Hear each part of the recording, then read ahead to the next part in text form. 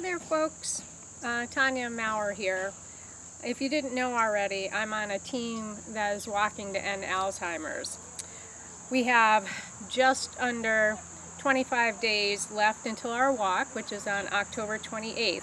I hope you'll support us and just click on the link below on this Facebook page to help donate and support.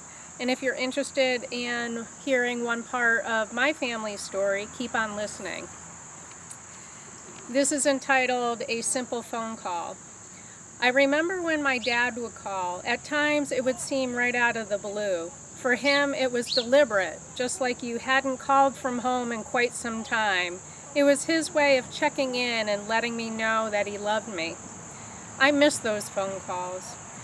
Over the years I became to rely on them. And Dad delivered. He would call right when I needed to hear his voice. A fatherly voice. A voice of reassurance, a voice of reason, and perhaps, in some instances, unreasonable.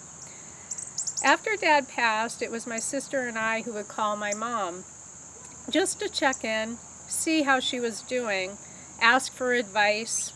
We would worry if we didn't reach her for a couple days, the feeling of relief that we would have when she would call us back. The phone is a lifeline. It is an invisible tether to ones that we love.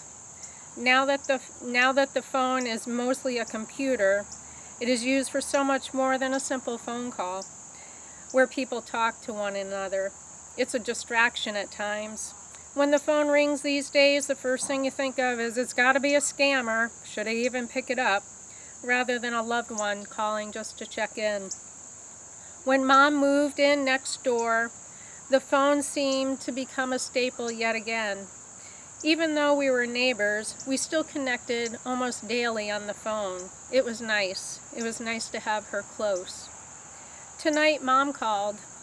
It was like old times because she just wanted to check in, and I believe to hear a familiar voice, a calming voice. I'm grateful for being that person for Mom. And I'm sure my sister feels the same way when Mom calls her.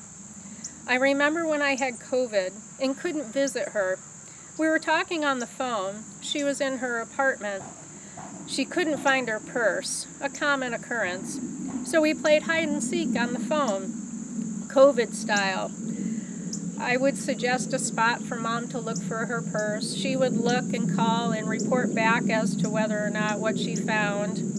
And then we would rinse and repeat until ultimately she found her purse. Woohoo! I know when I call Mom now, I need to call 3 times. Once so Mom can hear the phone, a second time so Mom can find her phone, and a third time so Mom can answer her phone. It's a process. Gone are the days of a simple phone call. Now it's an extra special phone call because Mom's voice is on the other end of that cyber line. And for that, I'm very grateful. My mom was diagnosed with Alzheimer's back in 2018. Sorry, I was a little off there. I hope you'll support our walk. Thank you.